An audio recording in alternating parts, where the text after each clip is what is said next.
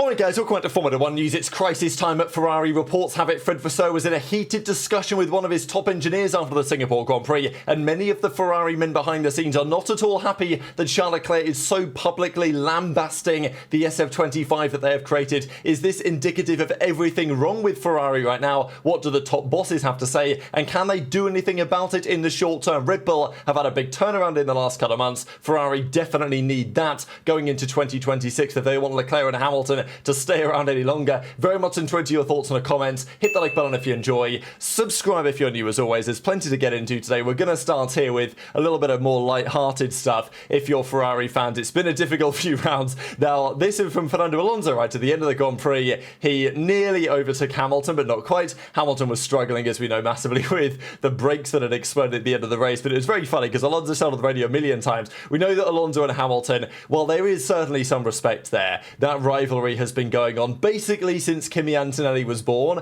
and well, it continues today. So Alonso was not very happy with Hamilton at the end of the race, and then Hamilton put this on his Instagram story last night, which, if you guys are familiar with One Foot in the Grave, with the victim Eldrew, you know, I don't believe it, or whatever he says. Well, that is what he says, but he says it obviously in the accent that he said it. Anyway, it's pretty funny. I thought this is great from multiple angles, showing that Hamilton appreciates classic British comedy, but also this just was so perfectly timed, right? So people are going to say, oh, Alonso is being petty or Hamilton's being petty or whatever. It's just pretty funny at the end of the day. So everyone was talking about this on social media yesterday, but we have some other drama to discuss as well, such as this. After the race, Max Verstappen put on his Instagram story a picture of him well ahead of Lando, holding him back. Of course, there was the big drama between the pair of them on the Saturday when that revenge that Verstappen talked about will strike. I guess time will tell. But it's going to be a dramatic end to the season because we've got all the McLaren drama, which has preoccupied much attention over the last couple of days.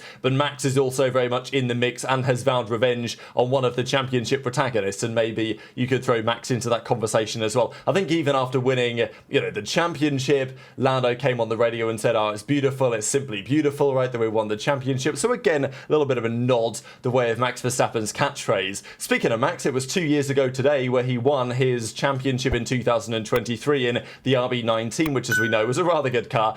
This year's car has improved considerably, not just their understanding, but also upgrades. I mean, they are bringing upgrades like every round. They brought a ton of new floors, Silverstone, Monza, they brought front wings almost every weekend. They've had tons of changes Red Bull have brought to try and give them a chance to not only save this year in the sense of give Max a chance to win, give him some chance to win some races, but also to understand a bit more about where they went wrong, what their understanding needs to be going forward, especially because ground effect is not entirely going away, although the majority of it will because the Venturi tunnels are gone. Ground effect will still be to some degree relevant next year, but nowhere near as it is today.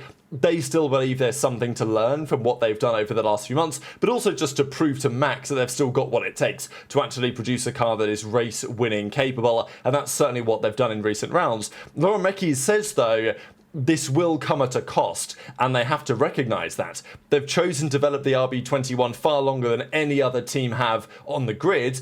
Thankfully for them and for Max, it has delivered the desired results to a certain extent. But he does say it's important we get to the bottom of why our performance suffered. We've got to validate that.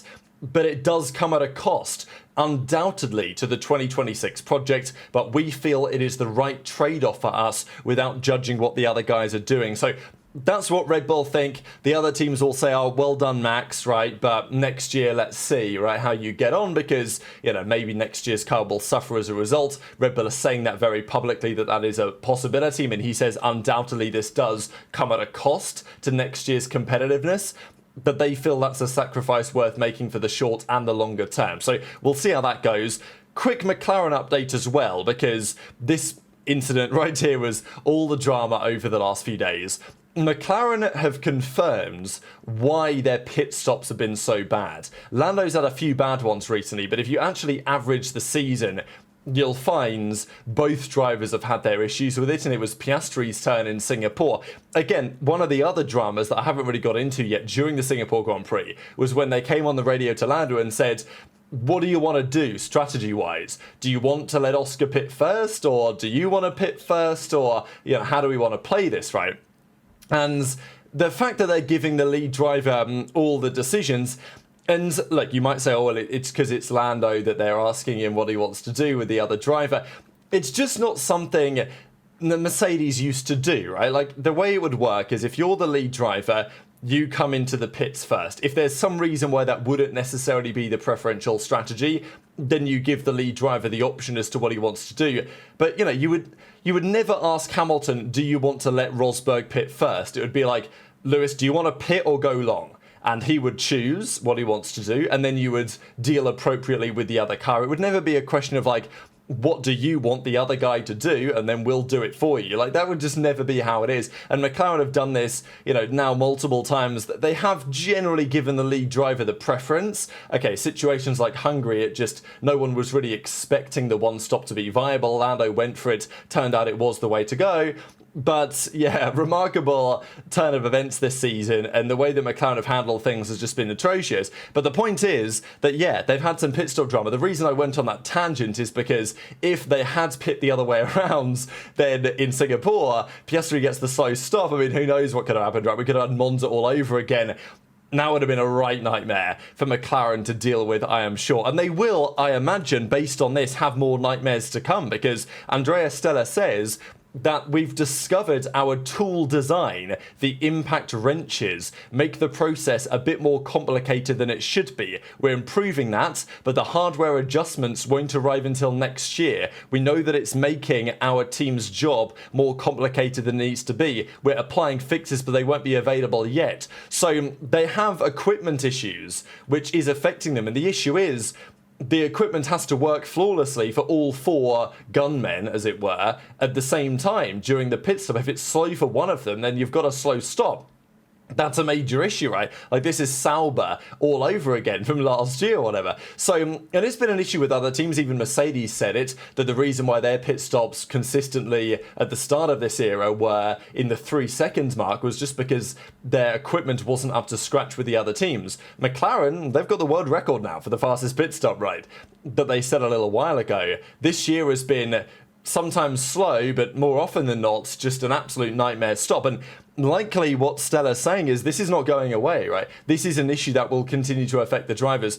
There will be, on this evidence, more pit stops where one of their drivers gets a significantly slower stop than the other guy. And if that continues, I mean, wow, we are in for some spiciness over the radio, that is for sure. Or maybe the drivers simply deciding not to say anything over the radio, in fact switching off said radio and doing exactly what they want to do. So that's the McLaren drama that, for good reason, is likely to continue. The other side of it is the actual incident itself and what McLaren said about it. So Andrea Stella, you know, the way that McLaren have handled this season has been so bad. I mean, they talk about, we want to let them race, but they've not really been letting them much race. So this is what Stella says. The review needs to be very detailed, very analytical. It needs to take into account the point of view of our two drivers. We will form a common opinion and we will see whether it confirms our initial interpretation or if there is something else that we should compute. We need to be accurate because there is a lot at stake, not only the championship points, but the trust of our drivers and the way that we operate as a team. So there's clearly a feeling that McLaren are concerned that if they don't handle this the right way behind the scenes, that, well, certainly Oscar, possibly Lando as well, will lose confidence in the idea of the papaya rules. Look, McLaren aren't going to throw the papaya rules out, right? They're going to continue to beat that horse until it is fully dead. And frankly, it's probably already dead. And I don't think that Oscar / Mark Webber / anyone that thinks Oscar should and needs to try to win this championship should listen to them anymore, including McLaren's last driver's world champion, Lewis Hamilton, who said the same thing to Oscar earlier this weekend. So it's pretty clear that the trust of the drivers, maybe in McLaren as a team, is still there, but in the trust of the drivers in their processes surely cannot be there. And as much as Stella says, well, you know, you can't have the same interest for the drivers because they want to pursue their aspirations, we want to protect this concept of let them race, but you know, I think it's too far gone for anyone to believe that McLaren have actually done that this year. So they've painted themselves into a massive corner and it's not going to go away anytime soon. One quick thing on Mercedes. Toto says George and Kimi, their contracts are coming. It's just a matter of time. It's not about the big issues. It's about the details. George apparently may be forced to accept the 1+1, but if he does that, he's going to force them to give him, well, he's going to give him less marketing hours so he gets to do less stuff like this. It's pretty funny, right? I mean, I put this image at the start just because it was pretty funny, but also, this is the type of stuff the drivers have to do, right? Look at his face. Does he want to be there? Does he want to be there? Okay, maybe he does. Mercedes, AMG, Petronas, whatever. And, it is what it is. If you're an F1 driver, you've got to do these type of promotional things. But George is saying, look, I've been so good. If you're going to keep me on, at least let me do some less of this stuff. Get Kimi to do it or whatever. And I will focus on the racing or focus on enjoying my new yachts that he recently bought and all of that. It is going to happen. The timing... The fact that it's been this late, of course, is a big question for many, but I think it's time that we talk about not the Italian Antonelli, but the Italian team Ferrari, because all sorts have gone on, and if you look at the last 5 races, since, let's not forget, Fred Vasseur's contract was extended, these are the points scored. McLaren 134, still strong, not as strong as they were banging in the points earlier this season when they were banging in 1-2s every weekend, but 134 points. Mercedes have scored 105, Red Bull at 98, and Ferrari have only scored 50. Now we know that Ferrari are only 8 points ahead of Red Bull in the Constructors' Championship. They're about 27 points behind Mercedes. We have 6 rounds to go and 3 sprints in there as well. So it's very plausible that Ferrari lose 3rd place in the Constructors. For a long time it looked like 2nd was not a guarantee, but certainly quite likely. What's happened is that Mercedes have made some progress, Red Bull have made some significant progress, Ferrari, if anything, have only got worse despite the changes they tried to make early in the season to improve their car, and now they're scoring 5 points a driver per weekend. Like, it is absolutely horrific when compared to expectations, given the fact that they nearly won the Constructors' title last year. So, as a result, this is being considered. Now, we know that the Italian press can get a little bit rowdy, let's say. When Ferrari are struggling, all of a sudden, things start to go a little bit wild. But it is considered to be one of the darkest moments in Ferrari's history. And I can see the logic there to some extent, right? This year was meant to be so promising. They started this cycle of regulation so strong, and they're ending it in a horrific manner where both of their drivers are deeply frustrated with basically every single thing they've got to do. I mean, Singapore, as tragic as it was quite hilarious in some respects, right? That Charles Leclerc is managing lift and coast all Grand Prix. Hamilton has fewer brake issues. It seems to be because of the way that Hamilton and Leclerc brake, just their tendencies. And you'd obviously think that Ferrari, having Charles Leclerc as their driver for years, would have been more on top of this. But it seems that Hamilton gets fewer brake issues than Leclerc does. But when he was pushing towards the end of the race, he got a radio message to say, all right, Lewis, temps are looking a little bit toasty here on these brake discs. Maybe do a bit of lift and coast. As soon as he gets that message, the next corner, his brakes blow up, right? So, he got no warning at all. But if you're a Ferrari fan and you don't laugh, you probably will cry. But some of the top dogs, John Elkann, Benedetta Vigna, who many would say are actually a big part of the issue here from the bureaucracy perspective, but they are turning up to Maranello. They want conversations. They want confrontation. They want ideas and tough decisions put on the table. That's what Sky Sports have to say. A lot of Ferrari fans have been losing the plot. This guy brake boosted. He's always pretty entertaining. Talks about the SF25 and the problems with it from top to bottom. To the credit of Fred Vasseur, usually he doesn't say much. He actually was pretty explicit in his comments after Singapore, where he did, for once, take some of the heat off the drivers and say, we've got this overheating issue. From like the 2nd or the 3rd lap, we've got to tell our drivers to ease off. Because you're lift and coast, it makes it even harder to spot the right braking points. Then even with Lewis, it was okay when we pushed for a few laps, but then, you've got to do some management, he says. When you're doing lift and coast, you're losing loads of time for multiple different reasons. Hamilton actually did have good pace when he could do laps, but as he says, we could feel like we could only have done about 3 laps without managing before things, the temperatures got too high. He says the pace would have actually been okay if the car wasn't fundamentally broken, but unfortunately it is. And he says that we can't even hope to fight with Mercedes. There's no way we can compete if we can't solve those issues, he says. So, he admits that there are so many issues that have made this car just atrocious, and even Brake Boosted dropped a sensational little rhyme on the timeline to break down what many Ferrari fans were feeling last weekend. This, however, was the spicier article that came out of Corriere dello Sport. Now, again, these guys, it's Italian press, isn't it? So they do like to push things to the extremes, but a lot of this stuff would be pretty expected at the moment. So they talk about an awful lot of things about the current state of Ferrari and how it's just been so bad.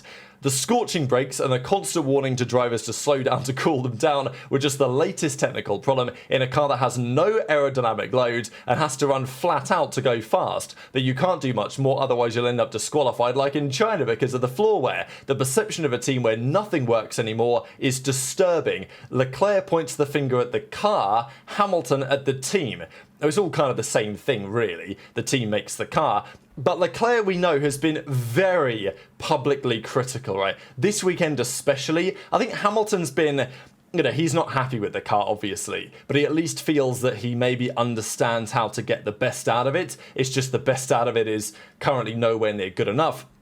But Leclerc is furious. He says, it's like I'm a passenger in the car, with this machine I can't hope to do anything, right? And yeah, he got a few podiums earlier in the year and Hamilton won the sprint in China, but it's only got worse since then. Hamilton's not happy with the way the departments are set up, the division of the work, the procedures they have, the work protocol, and as usual, the technicians got cooked by Leclerc in the post-race interviews, and let's be honest, for good reason, somebody made this car, and it wasn't Charles Leclerc. Although some would say, well, did Charles influence the direction or whatever, right? Obviously, people are going to have their perspective on it. But again, Vasseur says, well, it's untapped potential. As I say, he did for once, as the quote we just saw, actually give a little bit more colour than he usually does.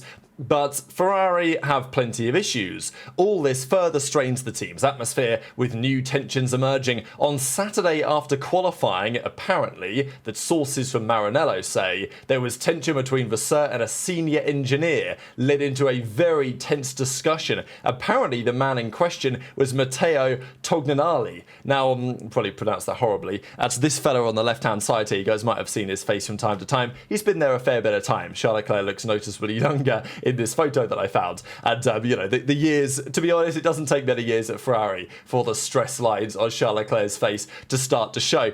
That's the rumour, and apparently he's, capable head of track engineering, right? So, big drama, apparently, heated discussions between Vasseur and a top engineer. Even among the technicians, apparently, there are those who are angry with Leclerc for his uncompromising criticism of the car and how it is managed. Charles was blunt on Saturday, Mercedes have made great strides, we haven't, we can't be optimistic, the situation's not going to change, the car's terrible.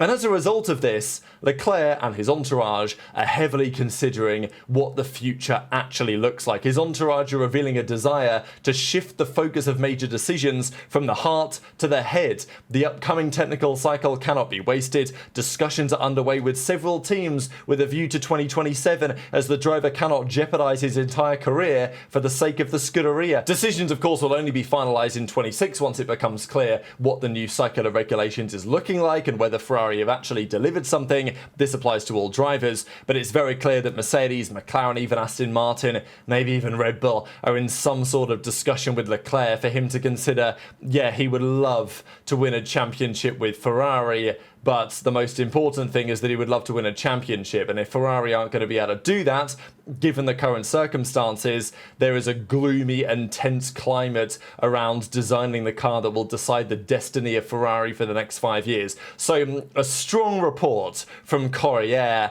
and understandably lots of reaction to it. Drama between Vasseur and a top engineer in the paddock. Drama that the Charles Leclerc engineers or the team engineers are not especially happy with the way that he's been talking about things, but can you blame him, right? Like, they make a terrible car, Charles Leclerc says it's terrible, and now they don't like it, right? Like, as I said at the start of the video, is that not indicative to a certain extent of the problems that Ferrari have suffered with and will likely continue to suffer with as well? Leclerc is considering his options as a result of this. Hamilton isn't, he's not so bothered about the car, although that is the issue. He thinks the problem is is more, let's say, clearly defined in his mind than just the car is bad. There are reasons that have made the car bad, decisions that have led to this point. What does it mean for Fred Vasseur, I think, is a very important question. He's just got that contract extension. I still think Fred Vasseur is capable, and I think that if you get rid of Vasseur, which at some point they will probably do, right? But if they were to have got rid of him recently when there were rumours that they might, I think it would have been very clear that Vasseur is not necessarily the issue there. You can argue that Vasseur could be part of the problem at Ferrari, but clearly, if you've watched anything for the last 20 years of F1, you know, there is more to it than just that. And I think that Leclerc, Hamilton recognise that. They support Vasseur and what he's trying to do. But maybe things become darkest before the dawn, as it were. Maybe it needs to get this bad for Ferrari for them to actually make some proper changes. But would I be betting any money on that? Not necessarily, right? So very much intrigued to your thoughts on all of this stuff in the comment section below. Hit the like button if you enjoyed. Subscribe if you're new. Take care. And I'll see you next time.